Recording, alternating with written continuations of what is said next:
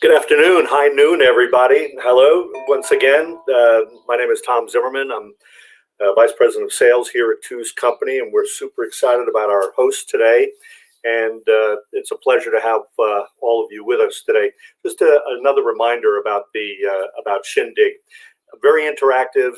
You can ask questions. You can get up on stage, and you can ask those questions live directly to our hosts. But I did want to talk again about enabling your camera and your microphone.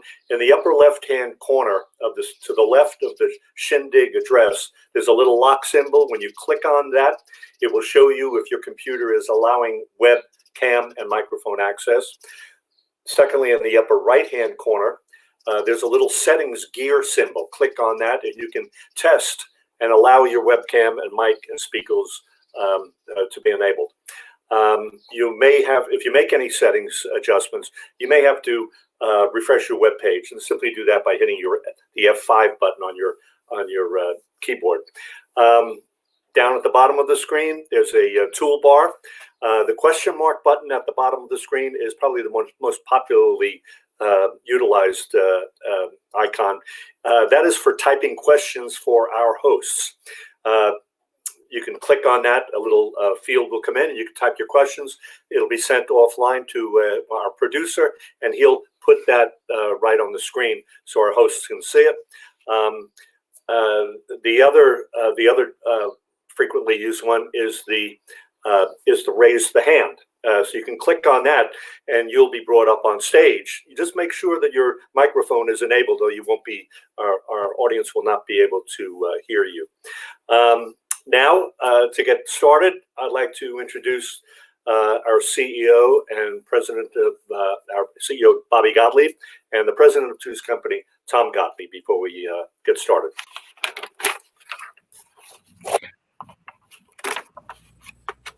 Boy, this is the highlight of my week. We are so glad that all of you are joining us for the third town hall. And we're so lucky today. We have two amazing retailers who are going to really help us a lot and excite us. And I'm looking forward to having a wonderful meeting. So I'm talking to you from Westchester County, which is right outside New York City. So our lives really haven't changed that much as far as sheltering at home or keeping a very skeleton staff at the office. But I wonder about of you, because I think many of you are having changes or are ready to go back. So we're really, really anxious to know of your experiences. Of course, even though we're not back, our executive staff is working 24/7. I've never worked so hard trying to get ready for the new tomorrow and to better be able to serve you. So I think we all share the same challenges, the same problems. We're all navigating in a sea of confusion and chaos.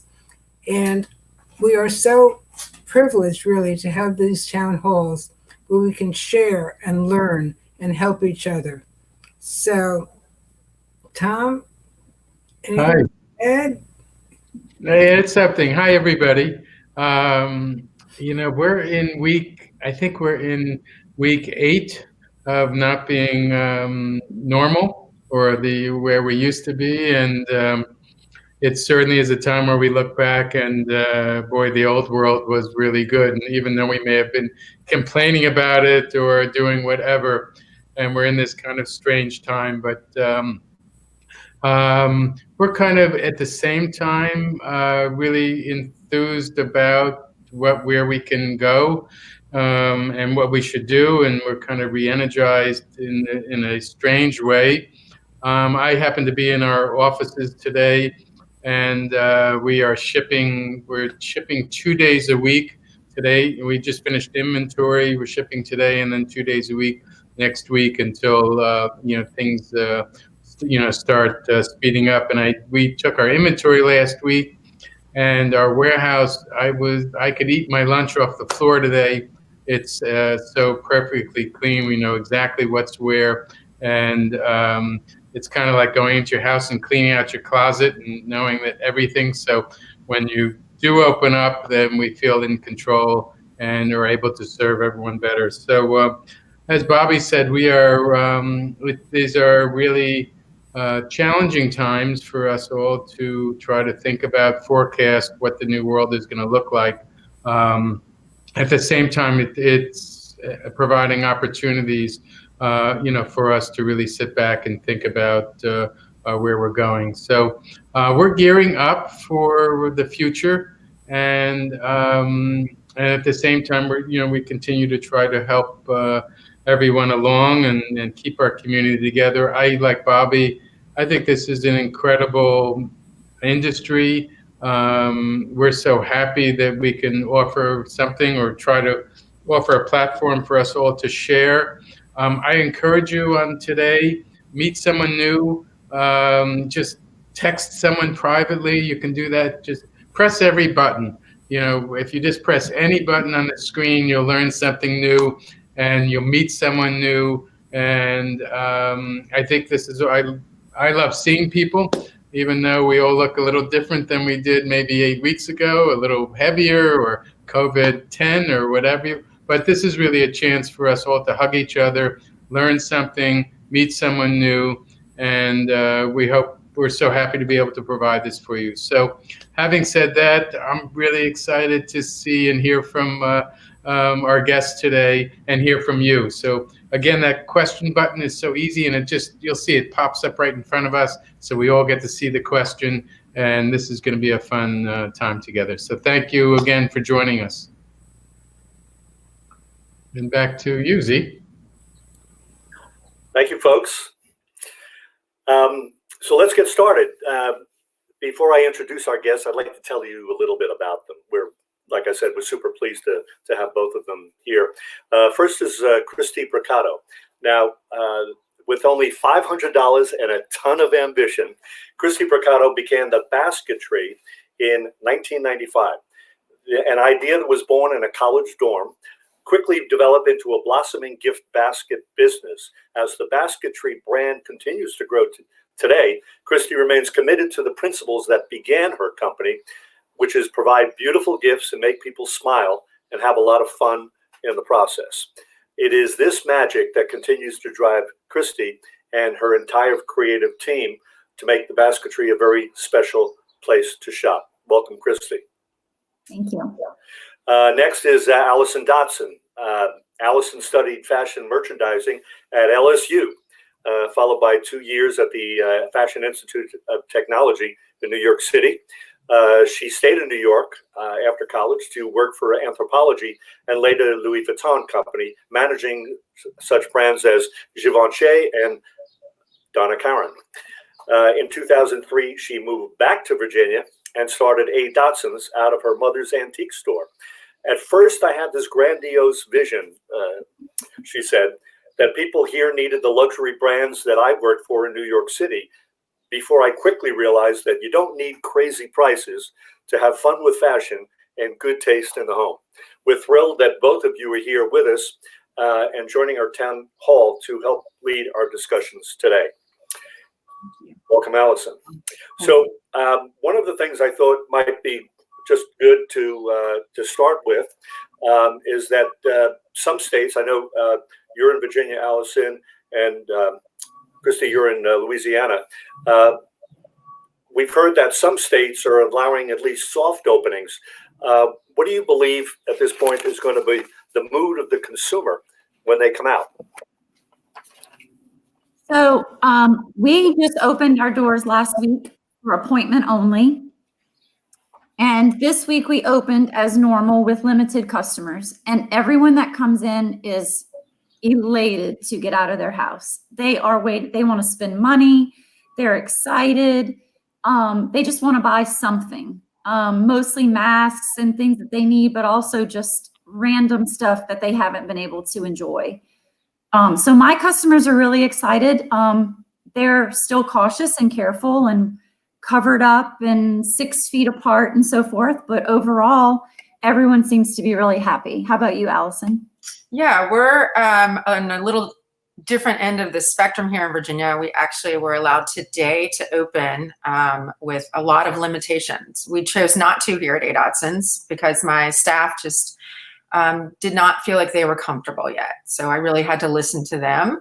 And we've been really giving them the vehicle of online shopping and calling and using FaceTime to get out there. We did open up we have a building next door where we have a huge outside sale every year. So we have opened that up for appointment only, one person at a time with one employee, and you pull and pack your own things and we email you an invoice. But right now we're going to hold easy here for about another week or two before we open our stores.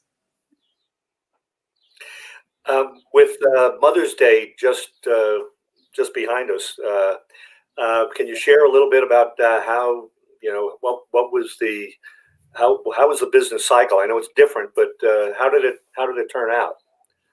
So I pulled my numbers, and online is up 30%. 30% of our sales are online. Overall, we're up about 60 grand year to date.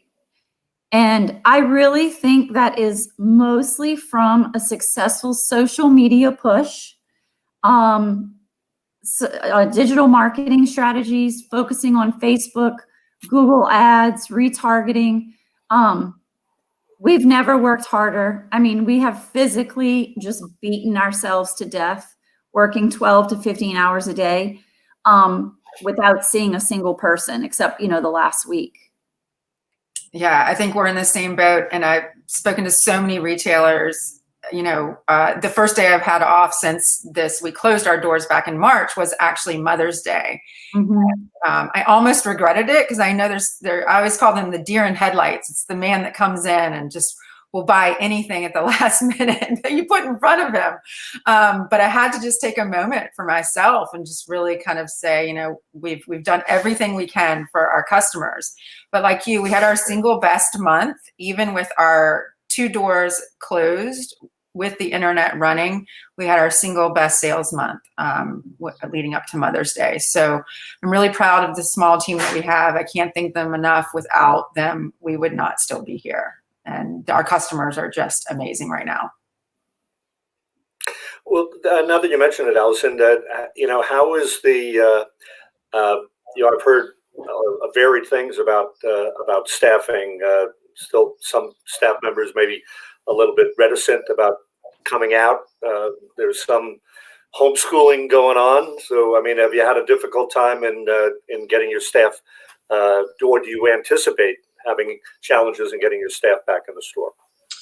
I don't know that it'll be as hard for us because our governor pushed us so much, further back. We're not quite as bad as you are there in New York, but we're not like Texas where, I'm hearing from certain Texas retailers that their experience is different. People are just really going into the stores left and right. For us, I try to give them a weekly video, tell them where we are, where my head is. We have 32 employees. I have only 4 working at this time, kind of a staggered staff. So they're anxious to come back. I do think depending on health, age, and kind of where they are, some are going to be more cautious, but all of my full-time employees are back to work right now. Kristi, how about you? Have you had... I really haven't had any trouble. We received our PPP money really early, so I was able to keep everyone paid, whether they worked or not. The main folks that have, I would say, the most essential jobs in the company, they wanted to come back. They didn't want to be stuck at home. I would let them leave earlier than others to where they, that way they can tend to their children and stuff, but they really wanted to work. So we have 15 full-time, everyone's back but one. Some are a little bit more nervous than others, but they stay within the 6 feet and they use their masks and they clean. And that's really all you can do. You can't, I guess, live forever scared, but you have to be careful. But they don't want to be stuck at home. They really just want to get out and come to work. They like it, and we need them. So, TZ, I think it's a really good point about the PPPL. We took it as well. And for the other retailers out there, I believe they released last night where, you really need your documentation of where you asked your employees to come back written down. you need an actual response from each of them written down so that when you do apply for the grants to have that loan forgiven, you have all that documentation. So I would encourage all the retailers on the call to really read up on that. I was reading it extensively last night. I do want to say that one of the things I did early on, and I cannot encourage this just enough, is that if you don't have a business attorney or someone who you can call and say, hey, what do I do about this? Please find one. Because right now, Small Business Administration changes their rules so much. Like at first it was forgiven, then it was not forgiven. And then, there's all these things. Have somebody you can call so you know how to navigate that. For example, I have an employee who can't work this week. She is out. Well, I have to pay her. So in order to cover her shift, I have to bring someone else in who wanted to be on unemployment and didn't want to get off of unemployment. So I had to make that phone call. Okay, how do I navigate this? Does she lose her unemployment? Can I just, I can't be without a person. And so just have that person readily available that you can call if you don't know the answers.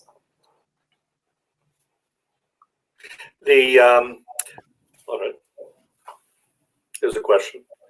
Where did you read up on it? I did it through the ADP website, and it is open to the public.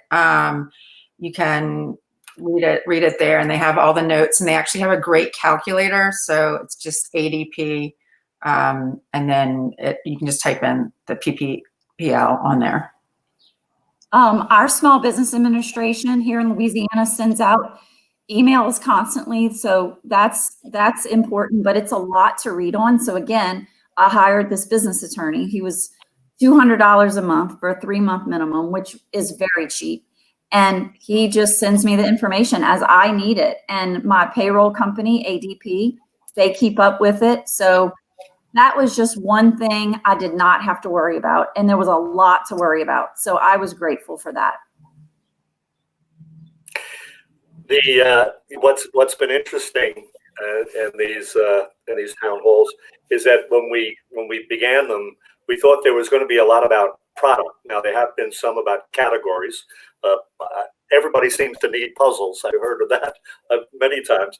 But in our preliminary meeting, Kristi, you have really gotten a fast track. In fact, it's your business, the basket and bundling and gift basket business. You were talking about some things that I'm sure I shouldn't say I'm sure, I suspect many of our retailers aren't aware of, and some of the fine print on deliveries and the liability in doing some of those little. So maybe you can share some of that. Well, here's the thing, we've been delivering for 25 years. And when we first started delivering, we just used our normal employees to jump in our Basketry car and go and deliver. And then our insurance company says, you can't do that. If they get into an accident or whatever, you just want to be very careful about being liable for things. And so my advice would be, if you're going to go into the delivery business, which is something you may not have done in the past, just call your commercial insurance company and just have somebody give you some advice on that. There are different things about using their own vehicle and being clocked in. There's ways around it, but you just want to be careful because you don't want to set yourself up for a lawsuit. Just like there's new rules on if employees feel uncomfortable or unsafe, or if they get sick on the job with the virus, you could be liable. And so making them sign something that says, I am not scared to work, I will be protected, I will not hold you liable, and making them sign that. I mean, again, a good business attorney is someone who you can turn to for these answers. We have commercial insurance. Our drivers have to be 25 or older. I can't let anyone jump in the car. I have to identify who those drivers are. If they're underage or aren't on insurance, I make them use their own car and clock out. And then I have them write a time card. I don't do it often, but I have to say we've had to do that in the last 7 weeks because just stuff happens. But I really don't like to do that. But that is what I've done just to get by. Alison, how about yourself? Yeah, I mean, we kind of the same routes. We have a big delivery truck here that we use. We have had to do some off the clock. We messed up an order this morning and somebody was nice enough to go run and grab it and redo it. And sometimes you do those things, you don't think about it. I did put in an extra umbrella policy insurance wise, just to kind of cover me. So I had a buffer. I think it cost an extra $700 a year to have an extra $2 million worth of coverage. I would highly recommend it. It's a peace of mind. And when you lay your head down at night, it helps. So. Yep. Alison, you, I don't know how many years we've known each other, but you mentioned to me, it's like your business thermometer, your business temperature. You log every transaction, how much the average transaction is, and how many items are in that transaction. So have you found, have you been able to grow that transaction value? And if so, how have you done it?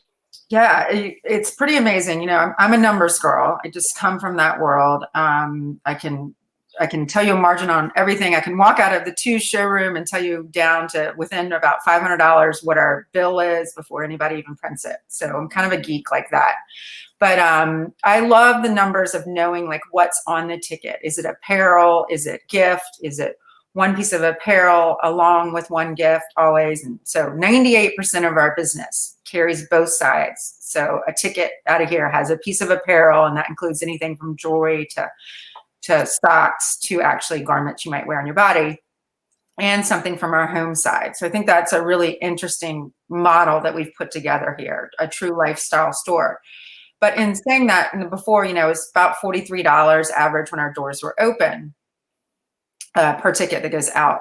And it's changed a lot. And I've had to break it down because my online customer is completely different during this time of whatever you want to call that we're in, craziness. So I still have that continued baseline business that has run somewhere between $25 and $33 a ticket. But since this has happened, the amount of add-ons that are going in people's baskets online is truly tremendous. And I 100% give all that credit to our marketing team because, you know, they've really looked at what else you can pair with things. And, you know, we didn't do baskets before. It's probably going to be something we add to now. We've always just kind of created it in store for that environment. But when you're only selling online, you really need to give the customer, you know, this is your nurse's basket. This is your, you know, birthday basket. This is, so your opportunity to do add-ons is completely different online. And we've been able to raise that second tier customer all the way up to $75. And so that, I think, is why we had our best month ever last month. And Kristi, you have a lot of history in this area. I mean, you know, you had some pretty compelling numbers that you shared at the start of the meeting. Why do you think have you grown that business by more transactions or bigger transactions? So two things. First of all, our online business in general just increased, so more transactions. I recognized about a year ago that the only way for me to grow was to stop doing high labor intensive gift baskets online and go to more gift boxes because we could spit them out a whole lot faster. But we have this chat feature on our website, which I highly recommend any retailer, if they don't have it, please get that. Because that chat feature enabled us to do more custom designed gifts, which enabled us to sell things in the store that weren't online. So a customer would tell us they want to spend $100. We would build this beautiful gift with things that they couldn't see online, and it would be $175. And it, you know, of course, just because they love us and trust us, they buy it.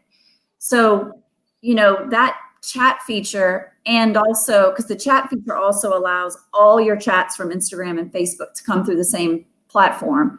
We were creating, it created 2 new full-time positions for my company. I was pulling from girls who had never taken an order before and just threw them into this and said, you just have to do this. And they're creating these huge gifts, and we're just increasing our sales that way and moving inventory. I will second that. The chat feature is amazing. I would caution you though, don't do it unless you're going to man it. Nothing makes a customer more upset to get we'll be back in an hour, we'll be back, put your email in. They want to know that they're talking to you, and they want to know when it's manned. And they want to know that it's a real person and not a bot. You can set up automated things, but I do not recommend it. It will turn your business around. So Alison, just so we can share with them, I use Podium. Who do you use? I will get back to you on that.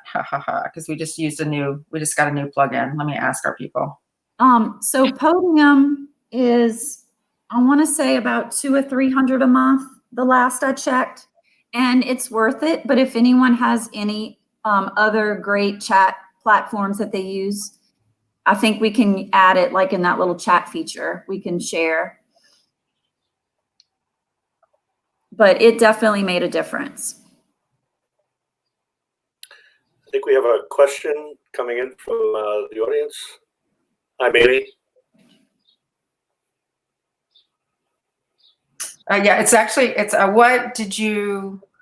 was about extra insurance. So it's actually an umbrella policy. So what did you get extra insurance for specifically, or was it for just a higher amount? No, it's actually a second tier umbrella policy is what it's called. So it protects you in the business above and beyond anything that you have. And it's very minimal for a large amount. So it's actually called an umbrella policy. I think I just have a regular commercial policy, a separate policy, like, because we have 3 cars, 3 different delivery vehicles. And so when we insure those vehicles, it is like commercial insurance for our drivers. I've known both of you for years, and what is your biggest challenge right now? And that seems to be a trite question, but you both have different types of business. I've not been in your store, Kristi, but I saw it online. You have 2,000 square feet of display area for your people to shop. What is that going to look like when people start walking in? How are you doing social distancing, and what are you going to do to make people feel safe when they come in? Okay, so first of all, a few things. I got some stickers, concrete stickers printed for outside the store. And so when we reach 5 or 6 customers, we lock our door. And there's a little sign that tells people when the door is locked, please wait at the designated spots. That has worked great. And people are used to waiting outside now at other places, so that's normal. We also have a little sign that says, if you're not shopping, kindly wait on the patio, since we're limiting customers, because we don't want like husbands and wives to necessarily be together if they're not both spending money. We have a sanitizer station right when you walk in. We have the plexiglass over, on the cash wrap to protect the employee. And we don't have 2 registers. We only have 1 now.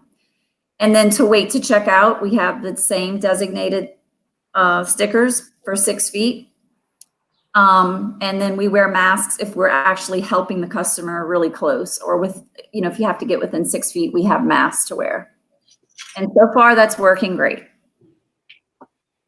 So, have you had to do any different floor plans in the store? Yeah, I'm literally sitting in a corner because we're remodeling the entire store right now. So, as you know, TZ, you've been here before. We're tight.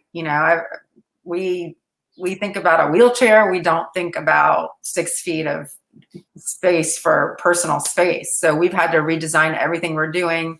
I think it's going to make difficult when thinking of smaller vendors to bring in, because you're going to want to have that higher turn on your floor. I don't know how much risk we're going to take in the next year and going with some new. I think we're really going to stay with our tried and trues and the people that we know can support our business.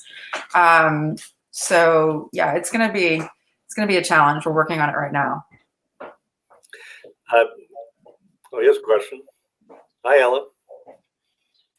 Can Can you tell us more the role of the person who is posting your product, and is this a full-time job now for this place? I suspect that's social media. How do you support the social media platform? I feel very strongly about this. I am almost 50, and I have to admit what my weaknesses are, and social media is definitely not a strong point for me. So my full-time manager, who is 28, she handles all the social media. And I think that it's important to have somebody designated for that. And then she does other things as well, of course, but she handles the Podium chat app. She handles social media. She handles updating the website daily, putting on new product, removing stuff, changing prices, things like that. So I don't know about you, Allison, but I feel like if I were to have to do all of this myself in the last 7 weeks, I would be way more crazier than I already feel right now. Yeah, no, we have a full-time social media person. It probably started out at 10 hours a week, maybe 3 years ago, went to 20 hours a week, went to a person who could wear other hats, but it's so much a part of who we are these days that I don't know how we would be in business without it. So, but they are connected. It works on many different levels. Your marketing platform has to flow from a calendar still, like it did in the olden days, and then down to, what that is on your website that you're promoting, as well as what the social media is that goes along. So everything needs to work in sync as one. We post every day. We post a main thing every day, and then we do stories constantly. Our stories are always full. How about you? Yeah, same for us. So, and sometimes you post more than once a day when you feel it. When you're on a groove, you go for it. And I've noticed, I don't know if you've noticed this too. I'm kind of calling it cocktail hour for our customers that are really starting to enjoy themselves around 3:30, 4 o'clock, 5 o'clock. And that used to be much later for us, about a 7, 8, or 9 o'clock. So I think, make sure you're paying attention to those times where you're seeing a little bit more hype. Yes, agreed.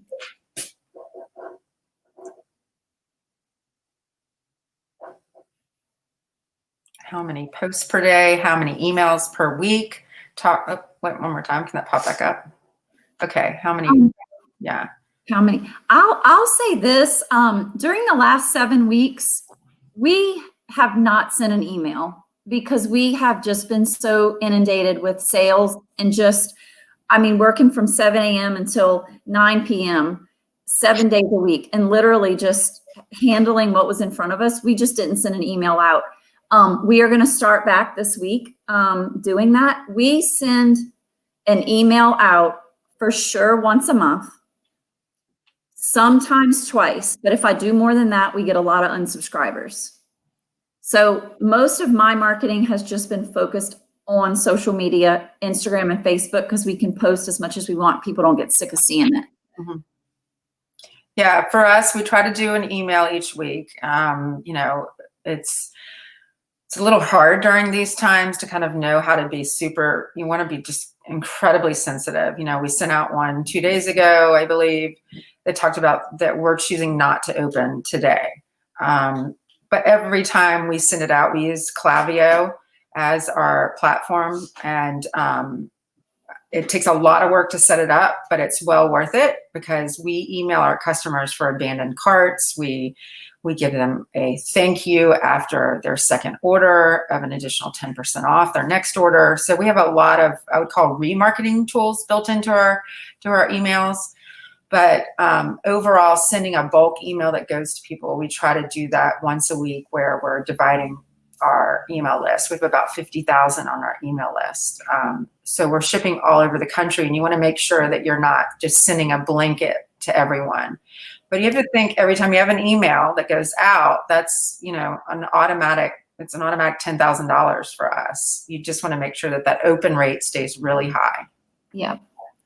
I'll say for other marketing, everything I do is through digital marketing. So I use a company that will, you know, we pay for retargeting ads, we pay for our Facebook, Google ads, and some other things, but I don't do any more mail or newspaper or any of those other avenues. Just doesn't work for me. That just reaches a lot, I guess, an older clientele, and our clientele is young all the way to 60, and they're on Facebook or Instagram or reading emails. So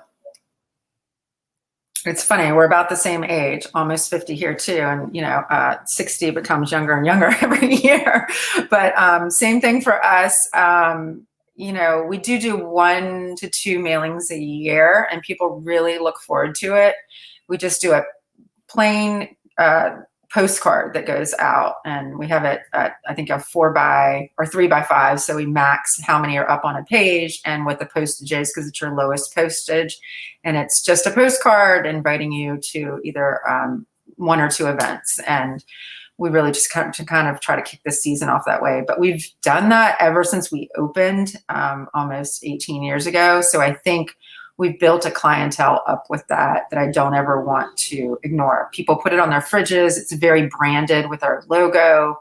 It's very much who we are. I would not recommend it that it's just something you go out and do unless it's something that's extremely on brand. So I'm sure everybody, oh wait, Donna's got a question. Categories. You know, categories for us, I'll say our bath and body category, candles, alcohol, bath bombs, things like that have been really strong for us. Of course, though, it is most of what we offer online in our gift boxes. So that's probably reflective of that. Our sales have been driven based on graduation. I don't know how many of you in your town have done Adopt a Senior, but that was huge for us. Easter was obnoxious, Mother's Day. So all the holidays kind of steer whatever category fits that. How about you? Yeah, same. Anything bath and body, anything scent related. I saw a spike in perfumes. We don't even carry that much. And just anything that took people to a happy place, I would say. You know, there was one gratitude towel that we had, and gratitude, a little plaque that we just kind of couldn't, you know, anything that made people feel thankful or grateful. We actually also have, in addition to our A. Dodson stores, we have a toy store. So what we did was we actually rolled over all that inventory into our A. Dodson's store and put it online, and toys were hot for a while, like really, really hot, anything you could do inside. They've slowed down a little bit. Puzzles are still going strong. I would caution you, make sure the puzzle is special during these times. You know, Ebu has a great line of puzzles right now that are round and they feel special, like a piece of artwork, I guess is what I want to say.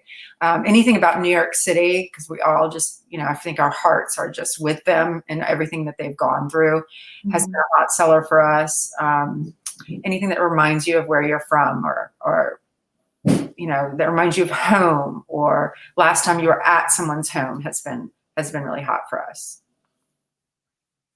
So I'm sure Christmas is on everyone's minds. Oh, well, let's see. Happy fun. I think right now, price point, that's a hard question because people are just buying anything. So I don't know if it really fit now in like quarantine days. I mean, we're doing gifts with toilet paper and wine, and we sold like 300 gift sets with our toilet paper and wine. $50, $60 is probably a magical price point, but it all sold, you know. If you're not in the gift box business, it's a lot to get into, and I wouldn't just jump into that. So my advice would be just take products and put it in a gift bag or however you already package. Don't reinvent your own wheel. Just use what you have. Take a nice picture, have it professionally done, have your photographer come outside and take pictures of your products as a grouping. But don't go invest in boxes and fancy packaging. People really don't care about that right now. They just use your gift bags and tissue or your cello wrap or however you're doing it. Make it your own, I would say that's a great point. A couple of years ago, we used to do 7 different box sizes. We did, wrapping, and I just looked at the bottom numbers. I was like, this is $120,000 a year I could be saving. And I just moved us to a customized gift basket bag that has our logo on it, has a to and from on it, and tissue paper. And I mean, maybe once or twice a year, we get people that are like, what? You don't wrap this? You don't put the, we're like, oh my God, people see our bags under their Christmas trees or under, going to their houses for the Easter baskets, and they flip out. I mean, people take pictures of them and send them to us and just really, really love it. So believe in your brand and make sure that you are on point when you do that. Mm-hmm. Let's see. We are doing a soft opening in South Florida starting tomorrow. I'm struggling with what to do with merchandising masks. Oh, wait. Can I get do you have any clever ideas? Since I don't want touching the product. Yeah. I want to say this about touching product, guys. People are going to touch product. Like you might disagree with me, but touching the product is going to sell the product. Our masks stay in their little plastic covering. So if people touch it, they touch it. I mean, you can't spray everything with Lysol. Imagine spraying all your Two's Company frames with Lysol every time somebody touches it. I think if people are that worried about touching stuff, they shouldn't be shopping yet. I would agree. It's going to be a difficult time. The virus needs something living to live off of. It does. I mean, it doesn't mean that you still can't get it through the contact. And I'm not saying that, or not trying to be a doctor, but I think if people are willing to come in your store, use the precautions that you need that are listed to keep your staff safe. But at the end of the day, touching sells. We all know that. I mean, maybe if your masks are not in plastic, you can put them on a little spinner or put them in a basket behind the counter. You should have plexiglass behind your, in front of your registers. And that's a simple Home Depot trip. I mean, nothing fancy. I even saw a company who did, they did a vinyl shower curtain and framed it, and tightened it. And that works. But maybe keep them behind the counter and just have people ask for it.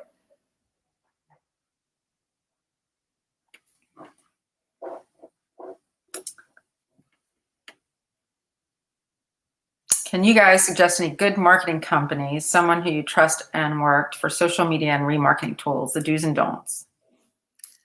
I use a company in Louisiana called Five Stones Media, and I can't say enough about them. I mean, they're not the cheapest, but what I love about them is that there's never one person working on the basketry. It is someone's doing blogs, someone's doing Facebook and Google, someone else is doing, press releases. Everyone's working on it. So you just feel like they're always reminding me, okay, Kristi, how do you feel about this blog? Can you approve this? And they're thinking about holidays way ahead of me, and they're just on it. So I'll repeat that, Five Stones Media, like the number 5. How about you, Alison? Well, we really do everything here in-house with 2 different people. I've done the different routes of using different agencies. It is costly. I think it got me where I am today. I come from a branding background from my New York days, so I kind of knew a little bit about where we needed to go. But you have to spend money to make money. And I think that marketing is always that place where people want to have a fine line. And it just really isn't there. You're going to have to pay to play, whether it's online with Google Ads, whether it's retargeting, whether it's rebranding for yourself, whether it's whatever you do, you have to pay. What should that be in your budget? That's up to you. Some people say anywhere from 10 to 20%. So, make that adjustment and see who fits in that budget. I'll also add that let's see.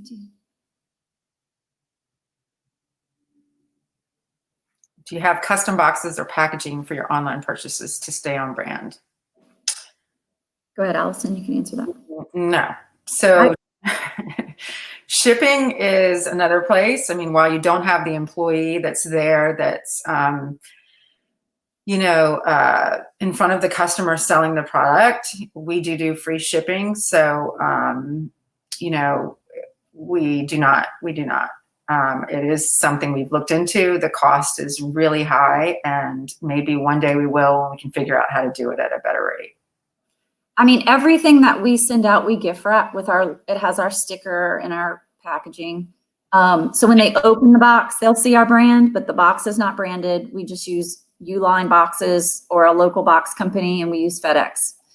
Again, like Alison says, expensive enough. So we just try, we do put like a little flyer in the box so that they see us, but that's just made in a house, honestly. Nothing fancy. How are we able to do free shipping? We've negotiated a lot of rates. We do, we use ShipStation in the store. Yes, there are some times that I ship something for free or at a very small loss, but I look at that as customer acquisition. I now have that email address. I'm marketing to that person. I've been able to grow our email list by leaps and bounds every year. Overall, we've come up with different ways to make sure everything goes either first class, as much as can go first class, and priority mail or UPS. I haven't had the best luck at FedEx. I don't think it's a national thing for us. It's a regional thing for us here.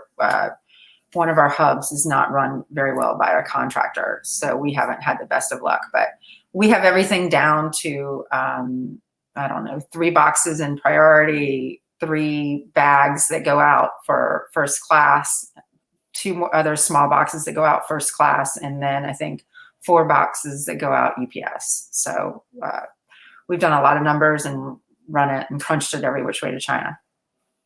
So this subject came up the other day when we were talking, and we can't do free shipping. Our packaging is, our gifts are most of the time in a 14 by 14 by 14 box. So it cost me anywhere from $12, $16, sometimes $19 to ship something. So the customer pays for it. I'm not a big fan of paying for shipping, but we just can't do it for free. Nothing we send out is small. Every now and then we'll send like we're shipping masks. We can put those in a little envelope or what have you, and it's not costly, but customers still paying $3 to $5 for shipping on that.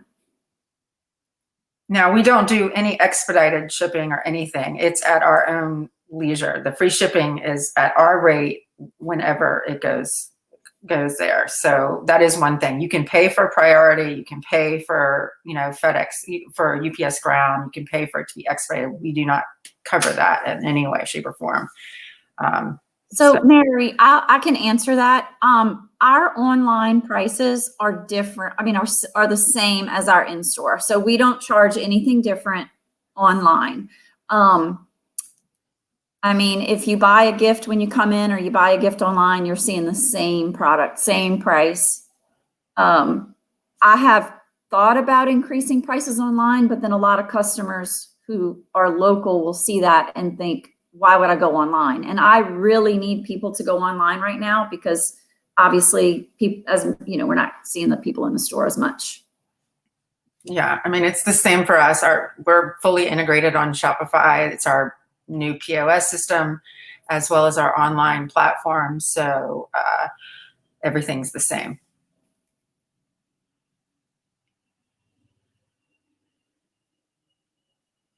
Did you use a company to increase your followers on social media? No. I have seen where people have done that. I think you get your best customers are going to be your biggest supporters. We've done giveaways, and we are strategic sometimes in the people that we pull, and maybe make sure that we just did a teacher giveaway every day last week. we do maybe look at some of the teachers that have a bigger following or, chat a lot on Facebook. You want to look for the people that talk about you a lot. I have used an influencer we did a couple years ago for a short amount of time on the apparel side. I can't tell you, maybe we sold the things that she personally wore, but it didn't bring me what I would consider a loyal customer base. Yeah, same here. I don't pay anybody to increase our followers. We just post a lot and engage. Content's very important. Asking questions, getting people to tag their BFF, or like we're doing a nurse giveaway this week. Tag your favorite nurse. So those kind of things increase your followers naturally. But I want real followers, not bought ones. So I'd say stick to that.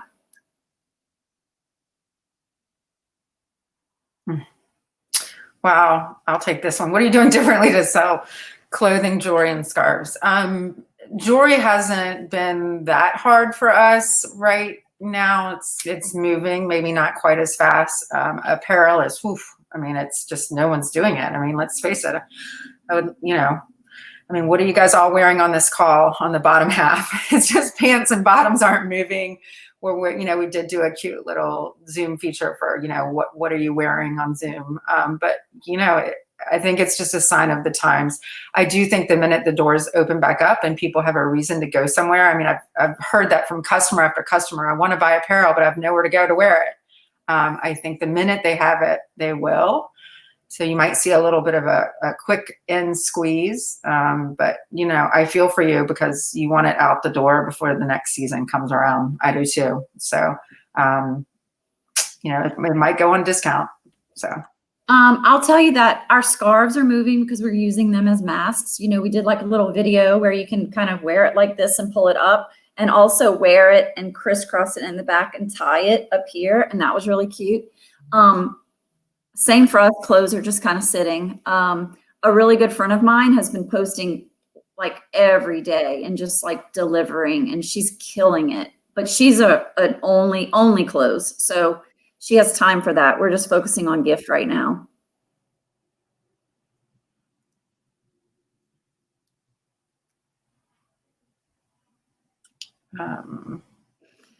So I'll say that Christmas is a big fear of mine because that's obviously when most of us see the influx of customers. And if the 6-foot rule is still in effect, we are going to suffer.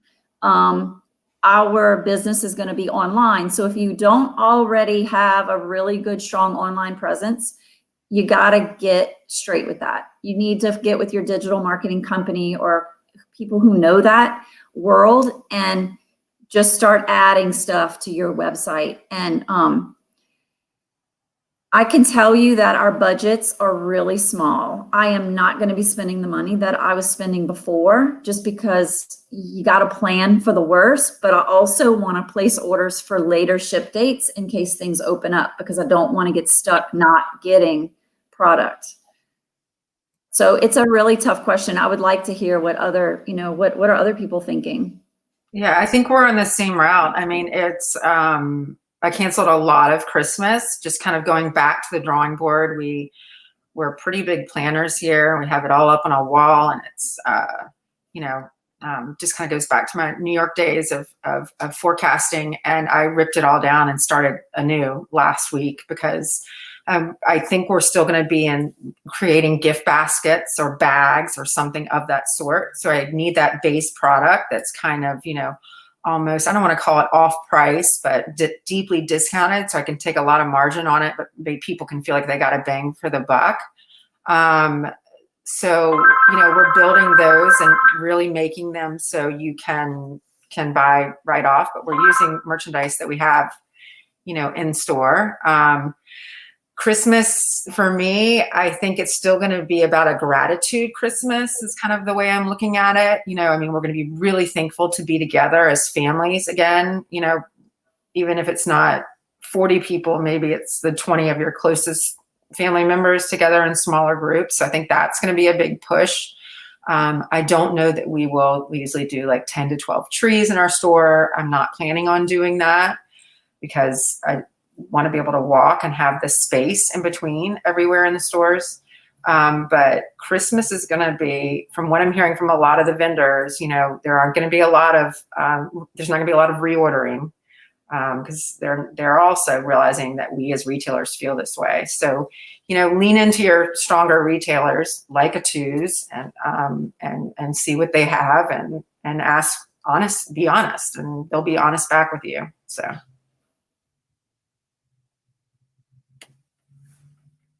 Haven't been happy with Shopify. We just signed up with them to create.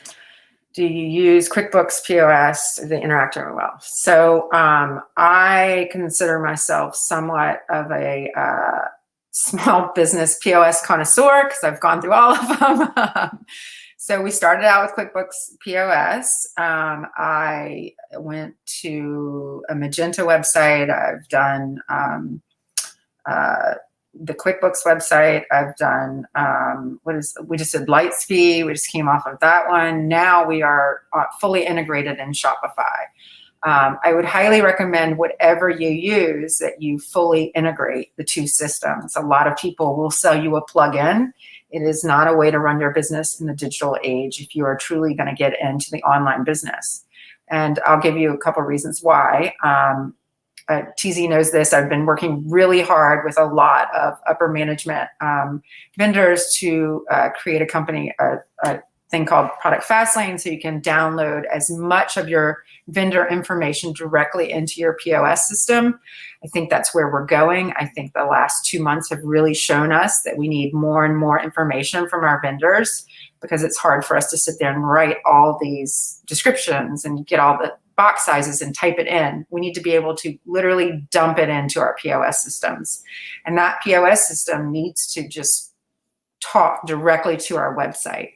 And it's probably, the biggest challenge we have in today's world of being a brick and mortar and being online.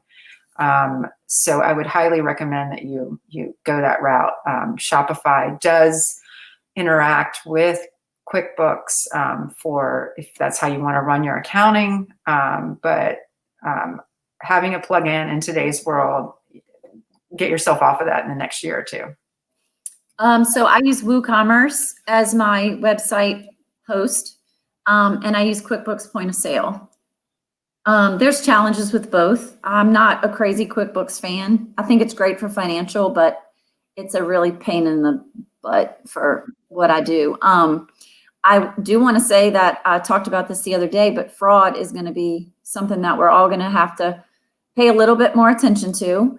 If your website does not have a filter to control the amount of transactions someone tries to do, you need to figure that out. So within an hour, I had someone charge 8,000 transactions using a computer. They were basically checking a credit card to make sure it was valid. And overall, that ended up costing me about $1,500 in transaction fees, even though nothing went through. I didn't know that a filter existed, but if I had a filter in place saying Alison can only place 20 orders a day on the Basketry.com, then I would have saved a lot of money if she were trying to check cards, Yeah, it really is. Fraud has picked up. Our system automatically tells us if we do have something that it considers fraud, and then we are always picking up the phone to call the customer. Yeah. What will be the most important characteristics of a supplier in the new world? Wow, that's a great question. I think that lowering those minimums is definitely something that I'm going to be looking for. I don't want to have to spend $250 every time I order. I also don't want to get 24 of something. So I think lowering minimums, lowering the buy-in. I understand why vendors have them. And I'm sure it helps on shipping, but we may not buy as much of one thing right now. I think for us, gone are the days of handwriting invoices in a vendor's showroom anymore. I approach it a little differently. I'm looking for the company that if I do place a large order, $10,000, $20,000 with them, what are my discounts that I'm going to get? is everything going to be free shipping? Am I going to get all of that product automatically downloaded into our POS system? Are they giving me that in an Excel spreadsheet? Are they giving me, are they partners? I mean, I can tell you Two's has been a partner to me over the years, but I also personally, worked on that relationship. And there's a number of other vendors that have done the same. So I would say building that personal relationship, going back to that one-on-one, I applaud TZ. He's built an incredible sales group at Two's company. And I think every one of them knows how to treat us as retailers. And I don't necessarily see that across the board at all the other vendors that I go to. Agreed. Are either of you planning on going to the wholesale shows, and when will you be ready to see or talk to road reps? I'm probably planning on going in August. I know they moved the shows. I don't know that I'll take my whole team with me like I do. I might just go on my own. Road reps, I've had a couple come in my door that are local. I don't talk to a lot of road reps. I've been doing this for so many years that I really narrow who I talk to. I only talk to about 5 to 10 at the most ever. So. Yeah, I'll be going to Dallas in August, really just to regroup after all of this. And I'm just like you, Allison. I mean, I'll see Donna and a few others, but really this show is a good place to start if you want to kind of get your act together for fourth quarter. I just started going to Dallas. I absolutely love it. I mean, it's late. I love the layout. It's a lot more room. Easier. It's close for me. They have good Mexican. They do. They have good food. Do you need to hang clothes back in the back for 48 hours if someone tried them on? Well, I mean, steam kills the virus, so you can steam your clothing after someone's tried something on. Putting a mask and gloves on is going to be our approach, but we are accepting returns right now. I know that's been something that I've seen a lot of people not doing. We just keep it in the bag and then wait and bring it back out then. So.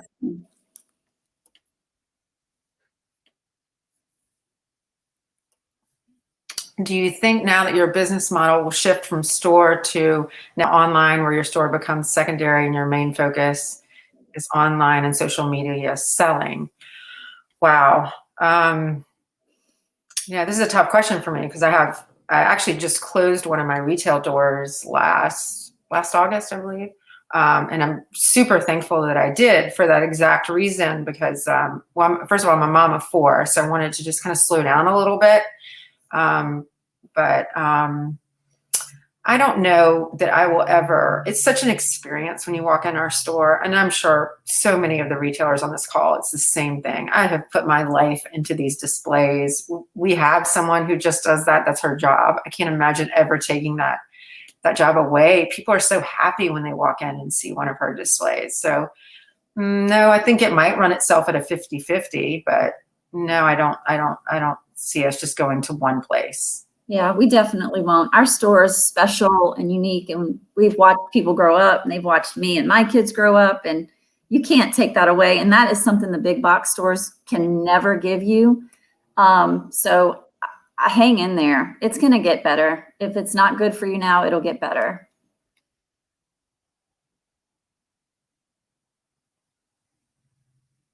We have a 10-year-old children's boutique and $1 million, so no e-commerce. Any ideas on launching a website fast? I mean, I would say, Susan, first of all, what POS system are you using to look into that?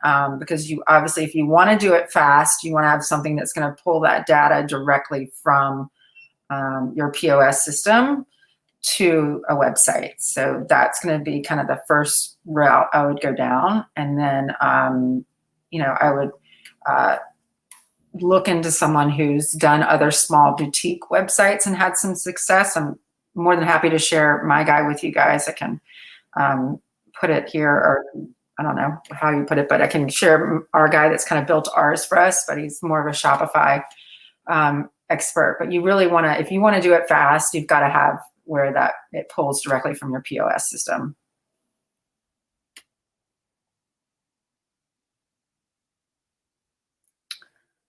What are the names of your companies again? Go ahead, Alison. What are the names of your companies again? Yeah, tell them your company name. Oh, I'm A. Dodson's. The guy that we used is just a single guy that we use for our website. So I'll try to get some information, get that emailed out to the group if we can do that. TZ, I'm not sure, but Hear it after. yeah. And my company is called the Basketry, and it's spelled like the Basketry, the basket RY, not the basket.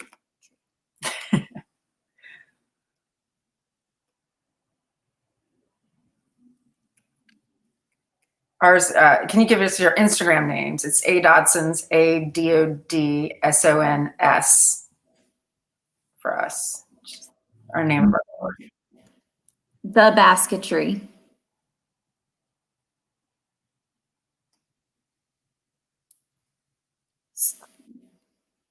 I made myself on Shopify in one weekend. I highly recommend Shopify for being quick. I do too. There is a little bit of coding that goes into Shopify.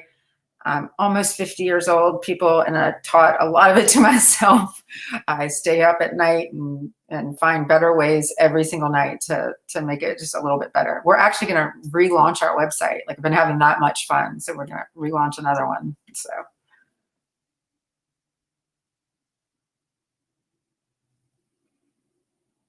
Will you have any specific language to inform your customers that in-store mask wearing is required or encouraged as to not to offend the sensibilities of the mask restraint?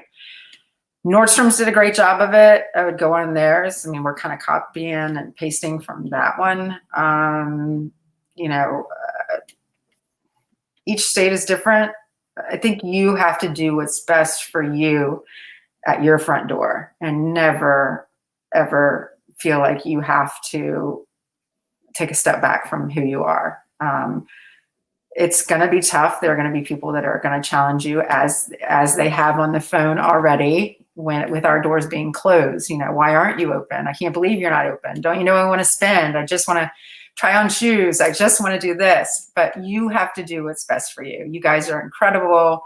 You know, the fact that you're making time to even be on this call today, I mean, you really should take a breath, pat yourself on the back, and realize that you need to do the best thing for the health of you and your entire staff.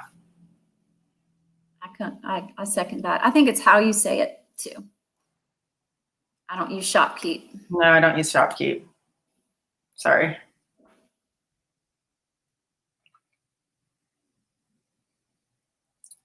Good. Would you greatly appreciate your website designer's name? Yes, it's Kevin Power, and I think he's just kpow@gmail.com. I was waiting on that. So it's just kpow@gmail.com.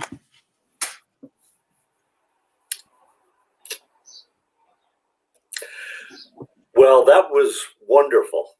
Thank you. I love the questions. I mean, we got some great questions in here. Oh, there's one more come. Yes, this event has been recorded, and we have all of your we have everybody's email address that has signed up, so you'll be getting a link to it so you can watch it again. Thank you, both of you, so much. I think people learned a lot. I have one more question before we sign off.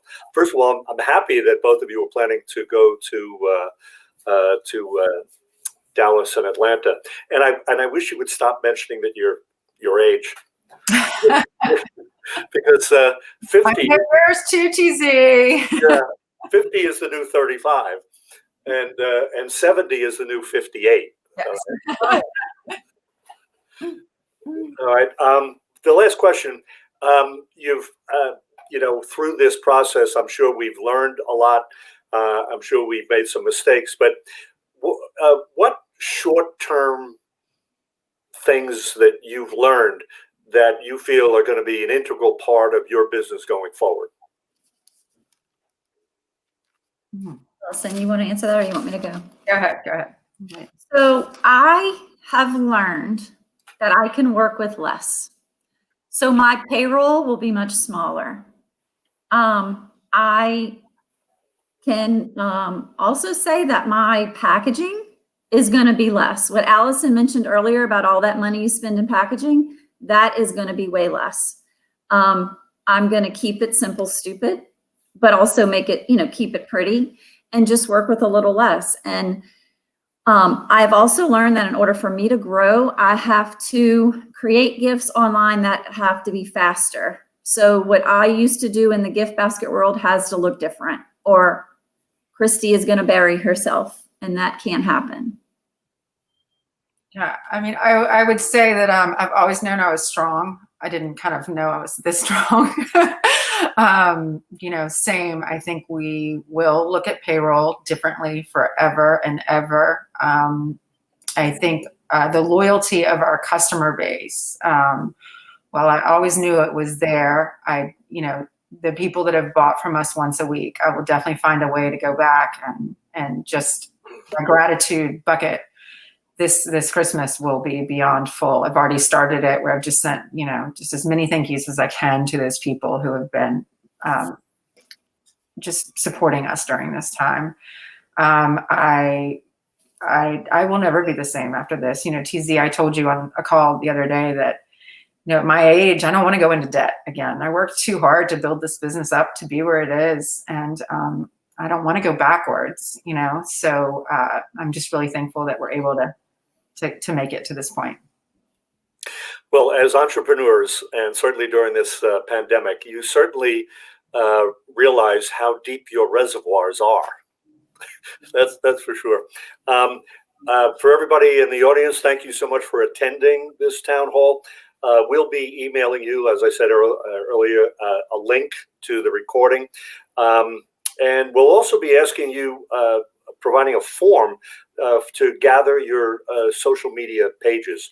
We'll be using this to follow all of you back, and we'll give you an option to share your social media information with other retailers who's attended today's town hall, so we can all collaborate. I think one of the things that has been so wonderful and enlightening and inspiring is that what a wonderful community we have here, and how willing we all are to share with each other, because it's what's good for one is really good for all.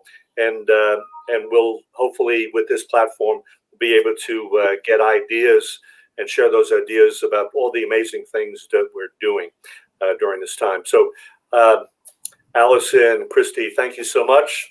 It was wonderful. And as we usually do, for those that have to cut out, please feel free. We'll see you at the shows. Otherwise, we'll leave the application open. So any of you have been using the application to do some private bonding and contacting, feel free to go ahead. So thanks, everybody. Thank you, TZ. You bet. Bye-bye.